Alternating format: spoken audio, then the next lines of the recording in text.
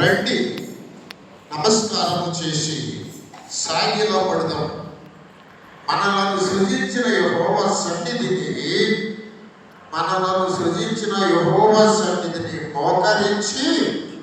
మోకరించుదాము. నేడు మీరు ఆయన మాట అంగీకరించిన ఎంత మేలు. ప్రార్థన చేసుకుందాం. ఎంత మేలు. ప్రతి జీవితానికి మేలు కావాలి. మీ బిడ్డలకి మేలు కావాలి, మీకు మేలు కావాలి. ఈ మేలు అనేది ఎలా వస్తుందంటే దేవునికి మనము నమస్కారం చేసి సాగిలపడి ఆయన ఎదుట మోకరించి ఆయన మాట అంగీకరిస్తే మేలు అంటున్నాడు ఈ భక్తుడు. ఆయన మాట అంగీకరిస్తే నిజంగానండి కృతజ్ఞత ప్రతి ఒక్కరూ చెల్లించాలి. అయితే దేవుడు కోరుకునేది ఏంటి? మన కానుకల, మన పలహారమా, లేదా మనం దేవుడి మందిరానికి రావటమా, లేదా మనం బాప్తిజం పొందటమా? ఏది దేవుడు మన దగ్గర నుంచి కోరుకునేది? ఏం ఆశిస్తున్నాడు దేవుడి మీ దగ్గర నుంచి? ఇక్కడ మనం చదువుకుంటే భూమి అగాధ స్థలములు ఆయన చేతిలోనే ఉన్నవి, పర్వతములు సముద్రము ఆయనదే. కనుక ఆయనకి బంగారం ఆయనది, ఎండి ఆయనది, మనం ఆయన వాళ్ళది, సమస్తం ఆయనది. ఆయనకి ఏమి కావాలి? ఒక మాట చూడండి. యాకోబు పత్రిక 1వ అధ్యాయం 14వ వచనం దగ్గర నుంచి దయచేసి ఎవరన్నా సహాయం చేయండి. యాకోబు పత్రిక 1వ అధ్యాయం 14వ వచనం దగ్గర నుంచి. ప్రతి వాడును జాగ్రత్తగా, ప్రతి వాడును తన స్వకీయమైన దురాశ చేత ఏడవబడి మరులు కొలుపబడిన వాడై శోధించబడు. దురాశ గర్భము ధరించి పాపము కనుక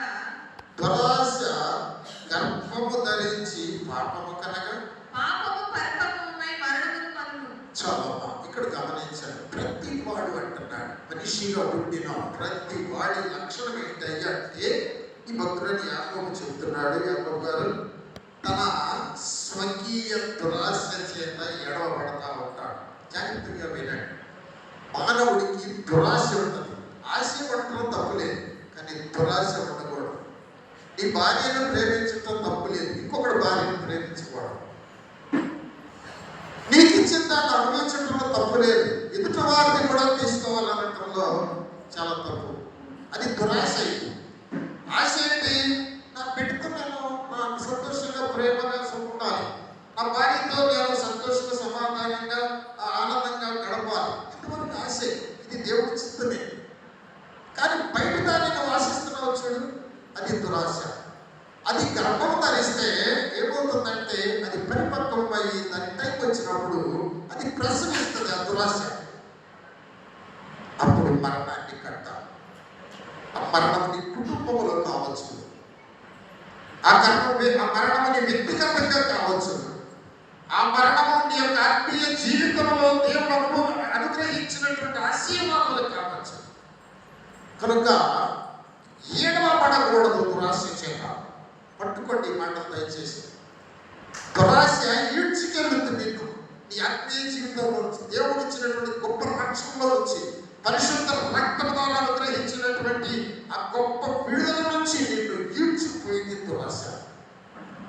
కనుక దేవుడు ఒక ఆపర్చునిటీ చెప్తున్నాడు ఇక్కడ. తర్వాత చూడండి, తర్వాత చదువు 16వ వచనము.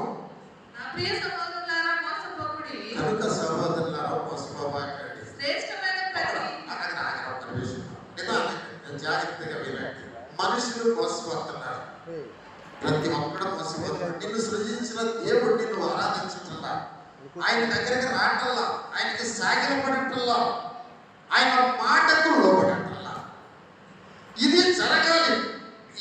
ఈ మానవుడిగా నీవు నేను మనిషిగా పుట్టినందుకు ఈ భూమి మీద, భూమి ఆయనది, గాలి ఆయనది, నీరు ఆయనది, దీవెన ఆయనది, వర్షం ఆయనది, పంట ఆయనది, సమస్తము ఆయన అనుభవిస్తూ కనీసము ఆయన దగ్గరకు వచ్చి వందనాలయాన్ని చెప్పలేని బ్రతుకులు అంటారా అని? వాళ్ళకి దేవుడు మేలు చేస్తాడా, కీడు చేస్తాడా?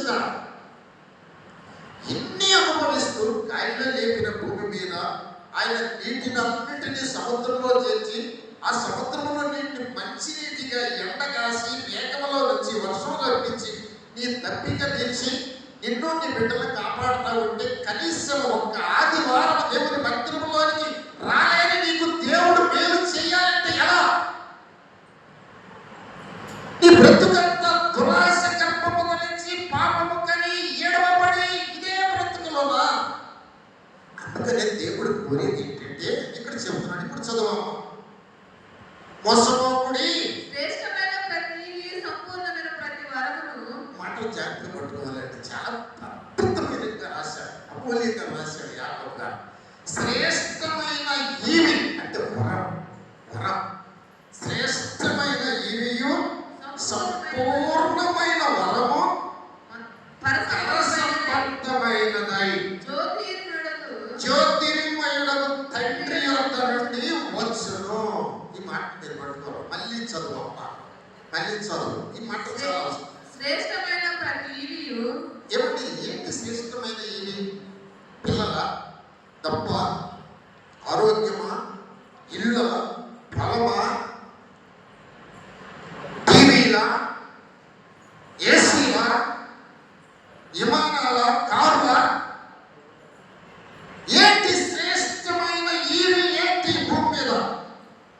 రాత్రి చెప్పాను, ఇవన్నీ సమస్త జ్ఞానం అన్నది నాకు, కానీ క్రీస్తును గూర్చిన అతి శ్రేష్టమైన జ్ఞానం నిమిత్తం ఇవన్నీ నష్టముగా ఎంచుకున్నాను. ఇవి ఏంటంటే యేసుక్రీస్తుని జీవితంలోనికి రావటం, యేసుక్రీస్తును నువ్వు అర్థం చేసుకోవటం, ఇవి ఆయనను సంపాదించుకోవటం, ఇవి ఆయనను కలిగి దేవుని ఎదుట నేను క్రీస్తు బిడ్డను అని చెప్పటం, ఇవి అది వరం. యేసుని ఈ మానవాళికి దేవుడు ఒక వరంగా అనుగ్రహించాడు. అందుకనే రాత్రి మనం మాట్లాడుతున్నాం, క్రీస్తును సంపాదించుకొని ధర్మశాస్త్రమూలమైన నా నీతిని కాక, క్రీస్తును సంపాదించుకొని ధర్మశాస్త్రమూలమైన నా నీతిని కాక క్రీస్తునందలి విశ్వాసము వలనైన నీతి, అనగా విశ్వాసమును బట్టి దేవుడు అనుగ్రహించిన నీతిగా వాడని.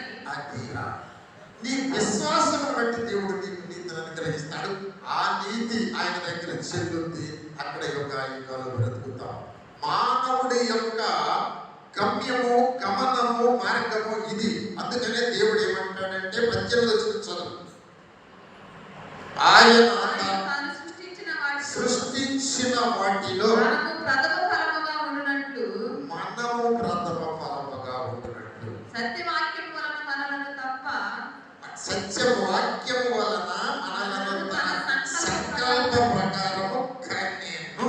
అదండి ఇక్కడ జాగ్రత్తగా. కృతజ్ఞత అంటే ఏంటంటే ఆయన నిన్ను ప్రథమ ఫలముగా కోరుకుంటూ ఉన్నాడు.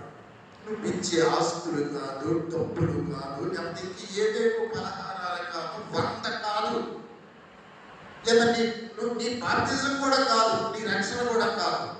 నువ్వు నాకు ముందు ప్రథమ ఫలముగా నేను కన్న నా బిడ్డగా బ్రతుకు. ఇది కృతజ్ఞత. ఉదాహరణకి ఆదికాండం 4వ అధ్యాయం, ఆదికాండం 4వ అధ్యాయం 4వ వచనములో హేబేలు గురించి ఒక మాట, 5వ వచనములో కయీను గురించి ఒక మాట రాయబడి ఉన్నది. చూడండి, 4వ వచనం చదువుకుంటు. హేబేలు కూడా తన మందలో తొలిచూలు పుట్టిన వాటిలో క్రొవ్విన వాటిని కొని తెచ్చెను. క్రొవ్విన వాటిని కృతజ్ఞతగా తెచ్చెను. యెహోవా హేబేలును అతని అర్పణను లక్ష్య పెట్టెను. కయీనును అతని అర్పణను ఆయన లక్ష్య పెట్టలేదు. ఇక్కడ గమనించండి, అర్పణ ముందా, వ్యక్తి ముందా? అర్థమైందా? కయీనును లక్ష్య పెట్టాడు, తర్వాత కయీను అర్పణ. హేబేలును లక్ష్య పెట్టాడు, తర్వాత హేబేలు అర్పణ. నువ్వు తీసుకొచ్చే పలానా కాదు, ముందు నిన్ను చూడాలి. అర్థమైతే అన్ని చెప్పండి. నువ్వు దేవుడి దగ్గరికి వస్తున్నావు, పలానం చేస్తున్నావు, ప్రార్థన పెడుతున్నావు, లేకపోతే ఏదేదో ఇస్తున్నావు, గంగాళం ఇస్తావు, ఇంకా ఏదో ఇస్తావు చర్చిలో, ఓకే. కానీ నువ్వు నాకు ప్రథమగా కావాలి. దేవుడు కోరే కృతజ్ఞత. నిన్ను నేను కన్నానా, నువ్వు నా బిడ్డగా బ్రతుకుతున్నావా? ఇది చాలా ముఖ్యం. ఇజ్రాయేలీలు అలా బ్రతకలేకపోయారు, ఆయన మాట వినలేకపోయారు. ఇక్కడ కొన్ని మాటలు చెప్తారు, ఇక్కడ కొన్ని మాట 7వ వచనంలో కొన్ని మాటలు చెప్తారు. అలా చదవడానికి ఎంత దగ్గరికి రండి. 7వ వచనం రండి. నమస్కారం చేసి సాగిలపడుదుము, మనలను సృజించిన యెహోవా సన్నిధిని మోకరించుదుము. నేడు మీరు ఆయన మాటను అంగీకరించిన ఎంత మేలు. చాలు. ఏంటి మేలు? 4 మాటలు చెప్తారు. ఆయన మనకి చేసే మేలు ఏంటంటే, నిజంగా చెప్తున్నానండి, భూమి మీద దిగించే ఏ మేలు కూడా వేస్ట్ అయ్యాన్ని ఇక్కడ వదిలిపెడతాం. వాటి విషయంలో ఒక దినాన్ని చింతిస్తాము. ధనవంతుడికి డబ్బు ఇచ్చాడు, వస్త్రాలు ఇచ్చాడు, సమృద్ధిని ఇచ్చాడు, తినడానికి ఇచ్చాడు, తాగడానికి ఇచ్చాడు, నరకానికి. అక్కడ ఏమంటాడు తెలుసా? నా నాలుగు పెంచగట్టు పోతుందయ్యా, వేదన పడుతున్నానయ్యా, చుక్క నీరు కావాలంటే దొరకదన్నాడు. మీరేనా? ధనవంతుడు తన జీవితంలో అనుభవించిన ఆ జీవితం అంతటికి ఏంటంటే మేలు. వేదన కన్నా స్థానంలో బాధపడుతున్నా మేలు. ఏమిటి మేలు అది చెప్తాను జాగ్రత్తగా. మీరు చాలా జాగ్రత్తగా వినాలి, ఈ మాటలు పట్టుకోవాలి. నీకు చాలా ఉన్నాయి.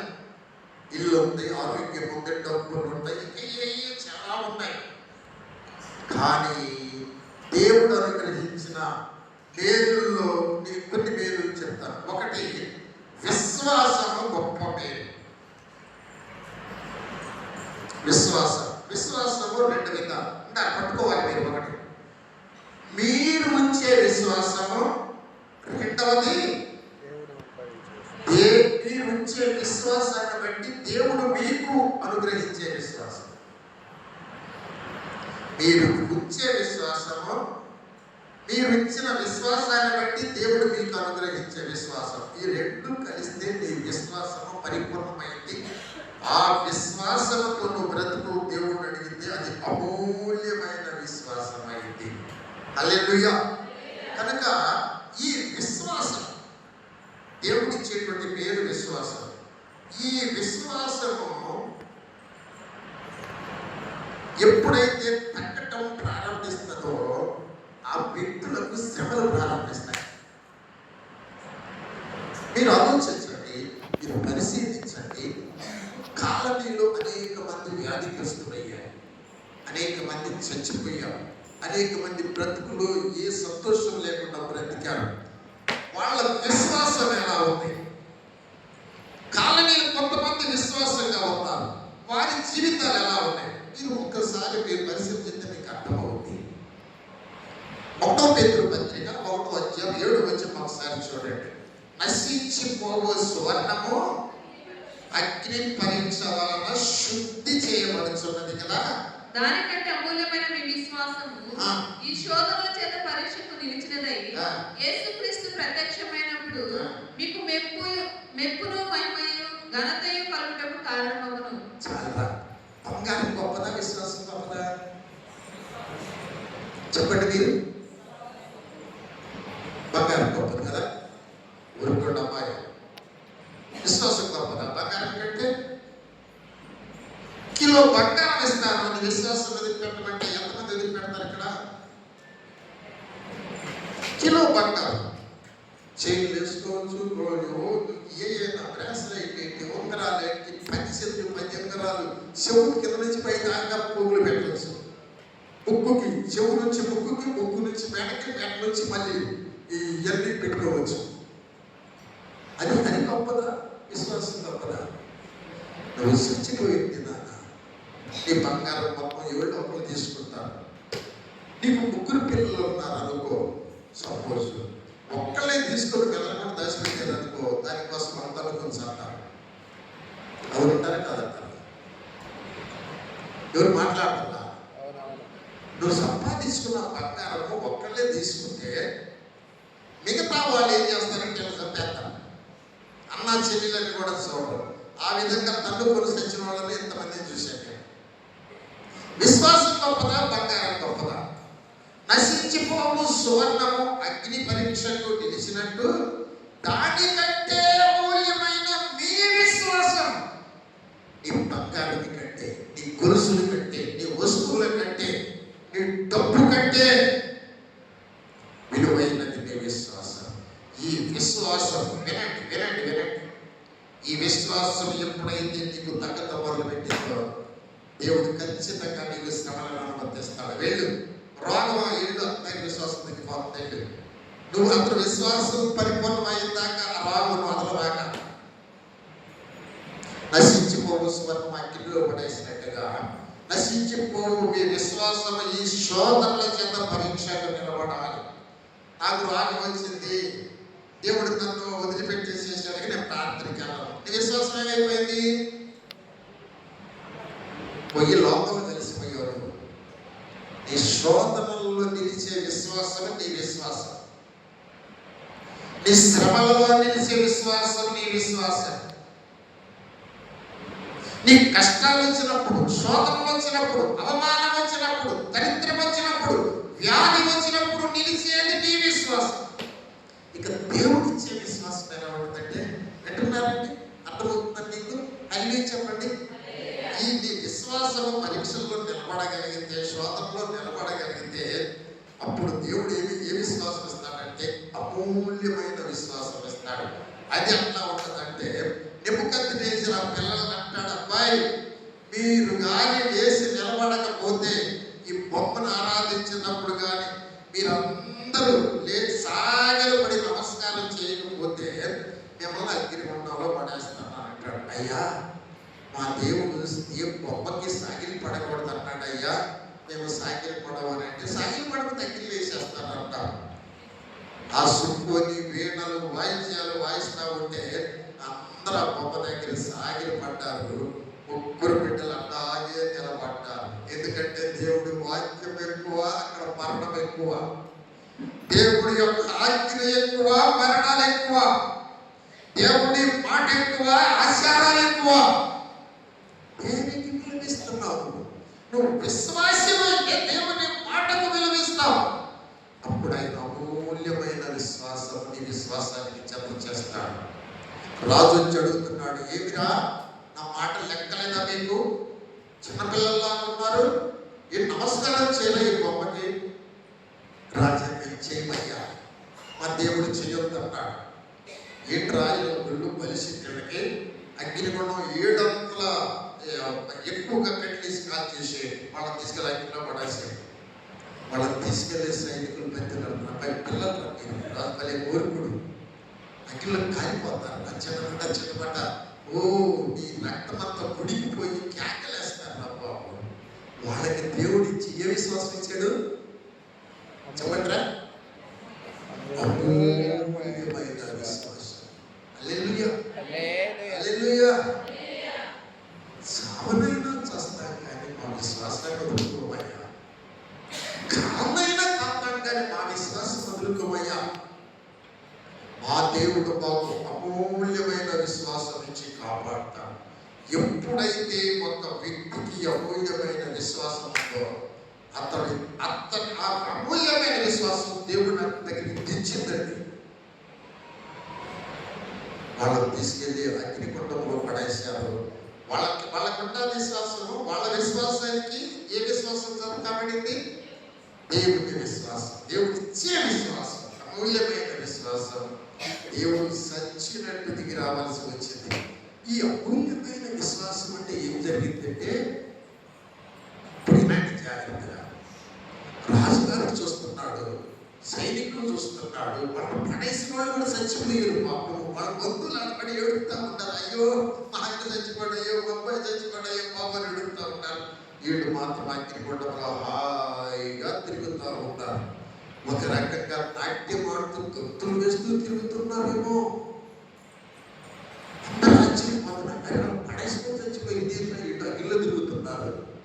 అయ్యా వాళ్ళ మధ్య దేవదూతలు లాంటి ఒక వ్యక్తి తిరుగుతున్నాడయ్యా. ప్రియమైన దైవబిడ్డ, నీ విశ్వాసం అమూల్యమైనదైతే, నీవు దేవుని చేత కనబడి ప్రథమ ఫలముగా దేవుని బిడ్డగా నువ్వు బ్రతకడానికి సిద్ధపడితే దేవుడు నీతో ఉంటాడు. అగ్ని లాంటి నీ శ్రమంలో నీతో ఉంటాడు, మరణములో నీతో ఉంటాడు. ఆది అపోస్తలులు దైవ బిడ్డలతో ఆయన ఉన్నాడు. సింహాల బోనులో దానియాలతో ఉన్నట్టుగా, ఇశ్రాయేలీయులతో సముద్రమును చీల్చి నడిచినట్టుగా నీతో నాతో ఉంటాడు. కనుక మన విశ్వాసము సరైన విశ్వాసం కాదు. నేను 3 మాటలు చెప్పాను. అల్ప విశ్వాసము కదా, మన విశ్వాసము గొప్ప విశ్వాసం కావాలి. ఎవరు చెప్పారు గొప్ప విశ్వాసం కాడా? కానాను స్త్రీ, అమ్మా నీ విశ్వాసం గొప్పది.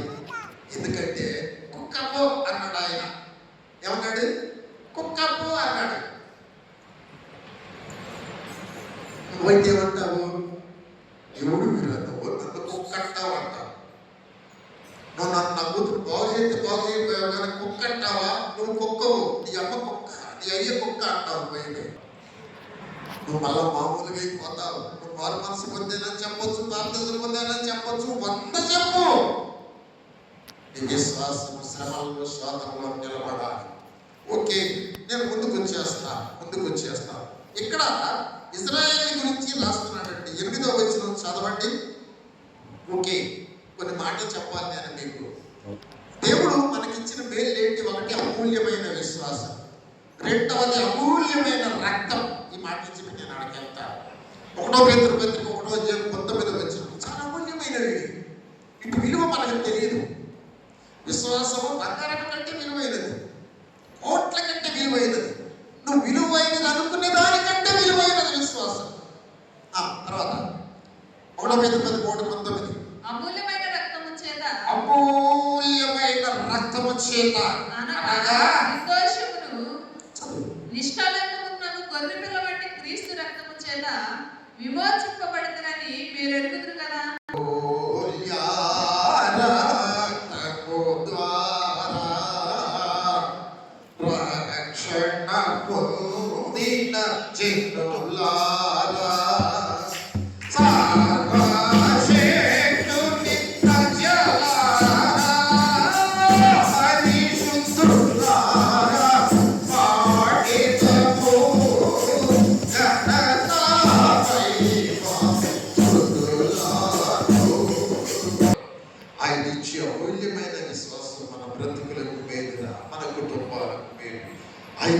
అమూల్యమైన రక్తం. ఏమనుకుంటున్నారు? నిర్దోషమైన రక్తం. ఈ లోకంలో ఎక్కడా దొరకని రక్తం అది. ఎవరి రక్తమైనా కూడా దోష సహితమైన రక్తం. ఆ యేసు రక్తం నిర్దోషమైన రక్తం, నిష్కళంకమైన రక్తం. కనుకనే నీవు నేను విమోచించబడ్డా. నీకు నాకు గుర్తుండాల్సింది ఏంటంటే అమూల్యమైన రక్తం నన్ను విడిపించింది కనుక మళ్ళా నేను ఆ భ్రష్టత్వంలోకి నేను వెళ్ళను అని నీకు ఉండాలి. చిన్న మాట, ఎవరో నన్ను ఏదో అన్నారు, ఇప్పుడు మళ్ళా నేను వాళ్ళని భ్రష్టత్వంలోకి వెళ్ళాలా? మా ప్రభు ఇచ్చిన అమూల్యమైన విశ్వాసం, అమూల్యమైన రక్తాన్ని వదులుకొని ఆ భ్రష్టుడితో భ్రష్టమాటలు కలపడానికి నేను భ్రష్టుడైపోవాలా? కనుక నేను మాట్లాడను. నువ్వు తిట్టుకో, నువ్వు కొట్టు, నువ్వు 100 ఆరోపణలు చేయి, నా నోరు మాట్లాడదు. ఎందుకంటే నేను అమూల్యమైన రక్తంతో విమోచించబడిన బిడ్డను. అర్థమైతే చెప్పండి, ఏది మేలు నీకు? ఆయన ఇచ్చే విశ్వాసం మేలు. ఏది మేలు నీకు? ఆయన ఇచ్చే రక్తము నిన్ను విమోచించి పరిశుద్ధమైనటువంటి బిడ్డగా నిన్ను ఆయన కోసం ప్రథమ ఫలముగా కన్నారు కనుక ఆయన రక్తము వేరు. హల్లెలూయా. ఇంకొక మాట 1 పేతురు పత్రికలోనే ఇంకొక మాట కూడా మీ ముందు పెడతా. 2వ అధ్యాయం 7వ వచనం. 2వ అధ్యాయం 7వ వచనం. విశ్వసించుచున్న మీకు ఆయన అమూల్యమైన వాడు. హల్లెలూయా. విశ్వసించుచున్న మీకు ఆయన అమూల్యమైన వాడు. ఎంత అమూల్యమైన వాడు! ఎంత అమూల్యమైన వాడు!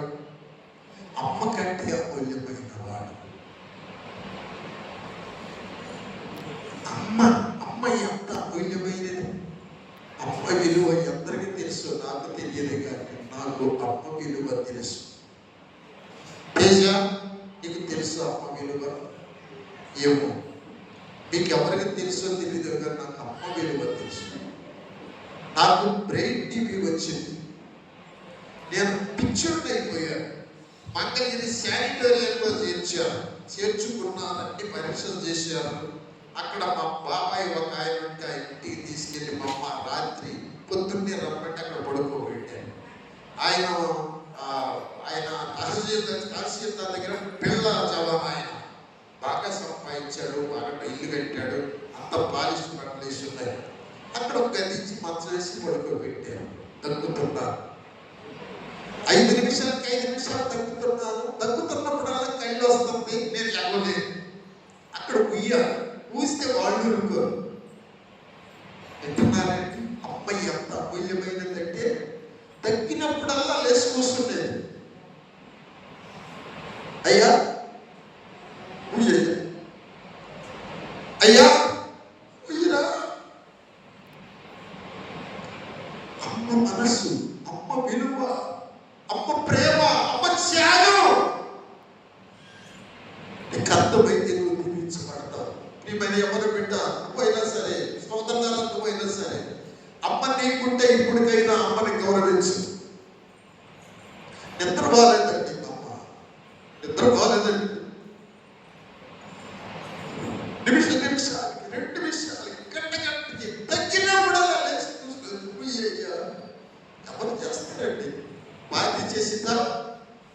బిడ్డ చేస్తారా? అమ్మ కంటే అమూల్యమైన వాడు యేసయ్య. అందుకు ఈ మాట చెప్తున్నాను నేను. అమ్మ కంటే అమూల్యమైన వాడు. నాకు అమ్మ చాలా అమూల్యమైన. దేవుడి తర్వాత దండం పెట్టి నేను మా అమ్మకే దండం పెడతాను. అన్నిమైన బిడ్డలారా, అమ్మ విలువ తెలుసుకోండి, దేవుడి విలువ తెలుసుకోండి, మీరు ఆదరించబడతారు. అమ్మ విలువ నాన్న కూడా కాదు, అమ్మే.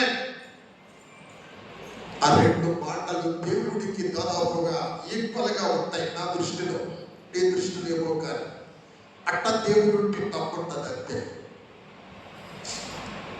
అమ్మ ప్రవర్తన అవసరం నీకు, అమ్మ బిహేవియర్ అవసరం. అమ్మ ఏది చేసినా నీకోసం చేస్తుంది. ఒకవేళ అమ్మ చెడిపోయినా నీకోసం చెడిపోయింది, అమ్మ చచ్చిపోయినా నీకోసం చచ్చిపోద్ది. ఓకే, కనుక ఆయన అమూల్యమైన వాడు, నీకు ఆయన అమూల్యమైన వాడు. నాకు ఇప్పుడు అమ్మ లేదు. అమ్మా అని పిలిస్తే అయ్యా అనడానికి అమ్మ లేదు, కానీ యేసయ్యా అని పిలిస్తే పలకటానికి యేసయ్య ఉంటాడు. ఆయన నాకు అమూల్యమైన వాడు. పక్షవాతం రావడానికి సిద్ధంగా ఉంటే నన్ను గదిలో పడేసి మా భార్య ఇంకో గదిలో కూడా పడుకుంటాడు.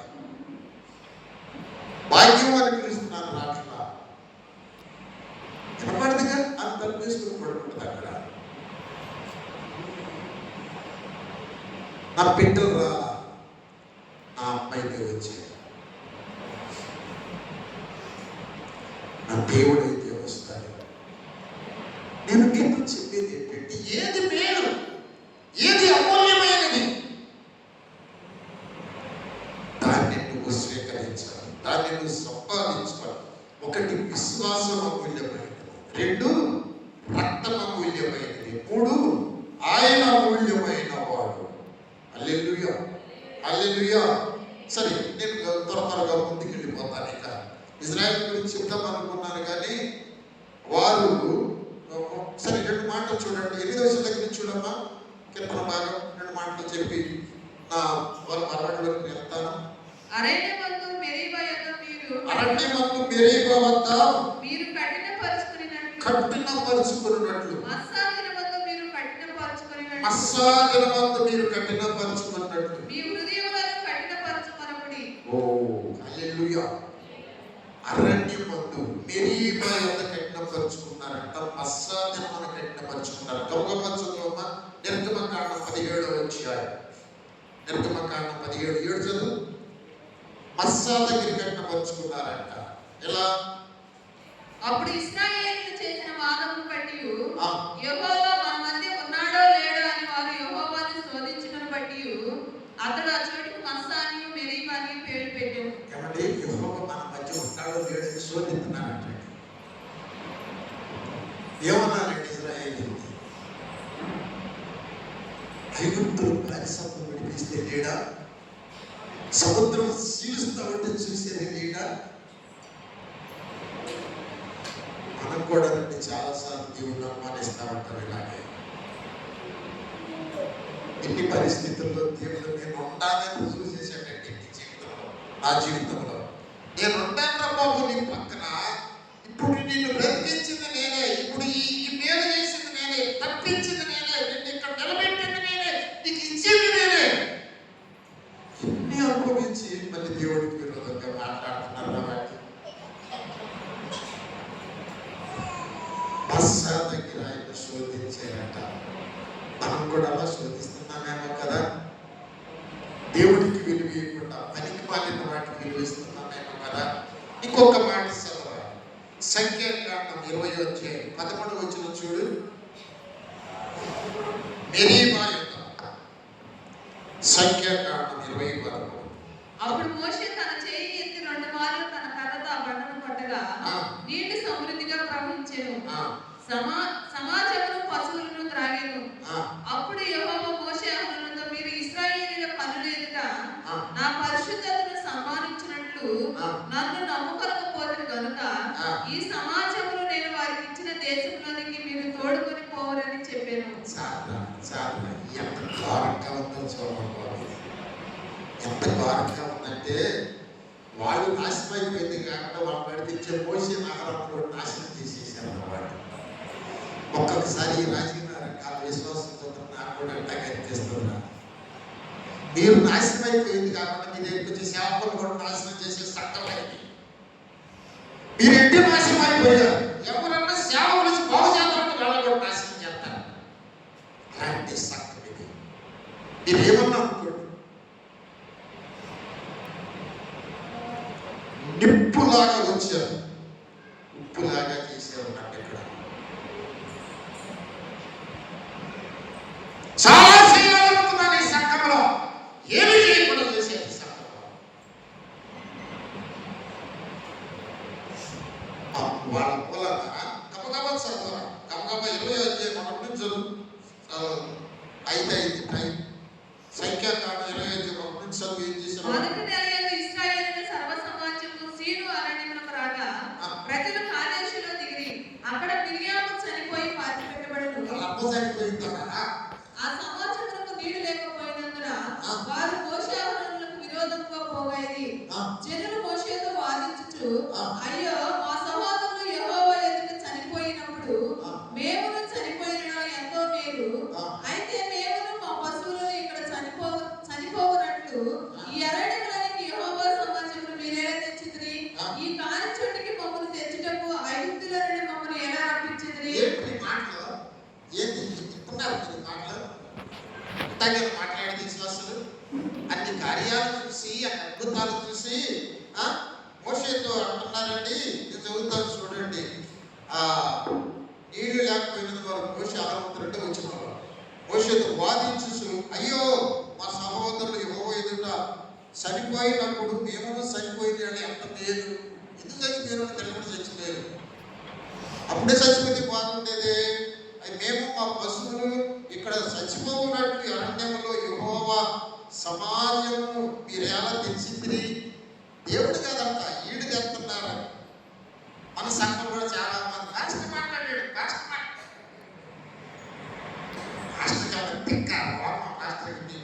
మాట్లాడటానికి మిమ్మల్ని అంటానికి పాస్టర్లోకి దేవుడు వచ్చి మాట్లాడతాడు. నీ అక్కలేని, నీ పేరెరిగి, నీ రక్షణ ఎరిగి, నీ ఆశీర్వాదం ఎరిగి దేవుడు మాట్లాడతాడు. పాస్టర్ గారు మాట్లాడాడు. పాస్టర్ ఒక వ్యక్తి ప్రశ్నించుకొని ఇక్కడ కూర్చోబెట్టుకొని ఆ పాస్టర్ మైండ్ని దేవుడు ఆత్మ స్వాధీనం చేసుకొని వ్యక్తులతో మాట్లాడతాడు. నీకు ఏ వాక్యం అవసరం ఆ వాక్యం మాట్లాడతాడు. దానికి భయపడి సరి చేసుకోవడం పోయి పాస్టర్ మీద నన్ను తిట్టన్నాడు, వెళ్తున్నాడు, నన్ను అన్నాడు, కుక్క అన్నాడు. ఈ విధంగా చేసి చేసి చేసి చేసి చివరికి చేశారు బాబా. అట్లాగే మోషేని కూడా చదవరా, కింద చదువు 6వ వచనం. అప్పుడు మోషే అహరోనులు సమాజం ఎదుట నుండి ప్రత్యక్ష గుడారం యొక్క ద్వారములోకి వెళ్ళి సాగిలపడగా యెహోవా మహిమ వారికి కనబడెను. అంతటా యెహోవా మోషేకి ఇలాగ సెలవిచ్చెను, నీవు నీ కర్రను తీసుకొని నీవును నీ సహోదరుడైన అహరోనును ఈ సమాజమును పోగు చేసి వారి కన్నుల ఎదుట ఆ బండతో మాట్లాడుము, అది నీళ్ళిచ్చును. అక్కడ దేవుడు ఏం చెప్పాడు మోషేతో? బండతో మాట్లాడయ్యా, అది నీళ్ళిచ్చింది అన్నాడు. మోషే ఏం చేశాడా? మోషే ఏం చేశాడు? 12వ వచనం చదువు.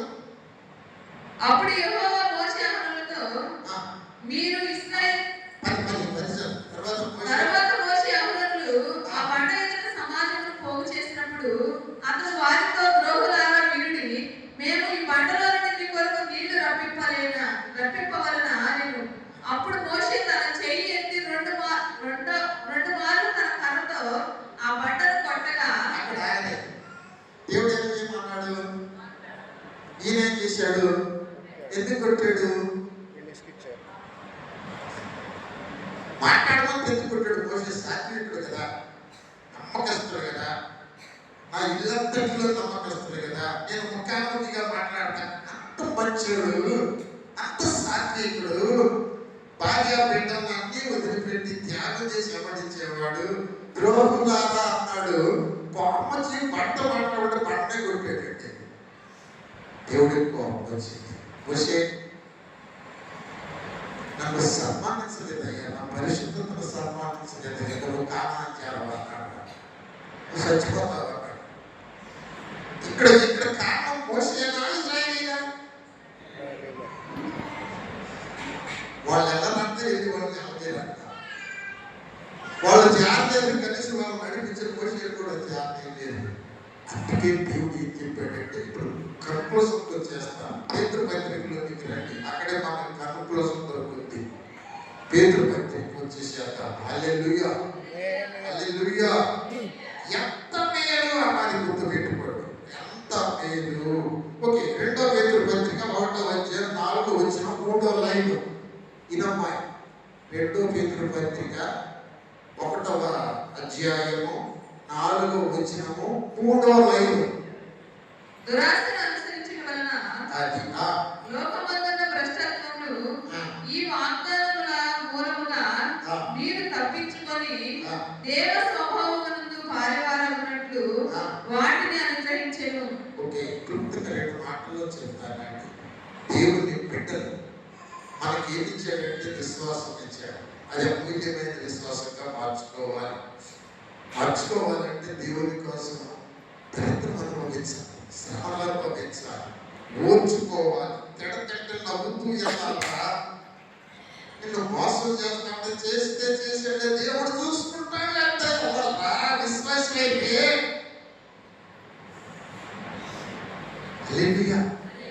అప్పుడు నీకు అమూల్యమైన విశ్వాసం ఇస్తాడు. నువ్వు ప్రార్థన చేసి, అయ్యా నేను నష్టపోయింటే నేను ఎంత కళ బాగుంది అంటాడు. అమూల్యమైన విశ్వాసం, అమూల్యమైన రక్తం, అమూల్యమైన వాగ్దానాలు, అమూల్యమైన వాగ్దానాలు. ఈ శత్రువును ప్రేమించు, నిన్ను ఎవరైనా అడిగితే ఇచ్చేసేయి. 1 మైలు కావాలంటే 4 మైళ్ళు నడువు, అడిసి కుదిరించి నీ ఒళ్ళు వస్తానయ్యా. మీరు వచ్చి శత్రువును ప్రేమించు అంటే తిడతానని వచ్చుకున్నాను, నా మొక్కలు చూసి వచ్చుకున్నాను, నా మొక్కలు చూసి వచ్చుకో అడిసి కుదిరించి దిగజారినట్టుగా నీ ఒళ్ళు వస్తాను. ఓర్చుకున్నా నేను ఓర్చుకున్నాను, నేను అంటే అంట. ఏమండి? అమూల్యమైన వాగ్దానములు. దురాశను అనుసరించుట వలన లోకమందున్న భ్రష్టత్వాన్ని తప్పించుకోవడం. ఇప్పుడు వినండి, నేను క్లోజ్ చేస్తాను. లోకములు ఏమన్నది? భ్రష్టత్వం అన్నది. ఈ భ్రష్టత్వము మనకి మనల్ని ఎలా భ్రష్టులు చేస్తుంది? ఎలా చేస్తుంది? దురాశను అనుసరించడం వల్ల భ్రష్టులు చేస్తాడు.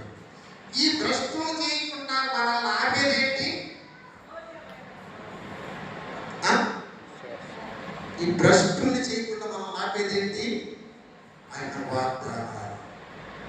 హల్లెలూయా. అబ్రహాం ఈ కొడుకు ఇస్తాడు. అయ్యా నా భార్య ముసలి అయిపోయింది, నమ్మట్లేదు, నేను కూడా ముసలి అయిపోయానయ్యా. నా భార్య ప్రాజెక్ట్ రోజు అదిగో దాచేదాన్ని బట్టి వెళ్తుంది.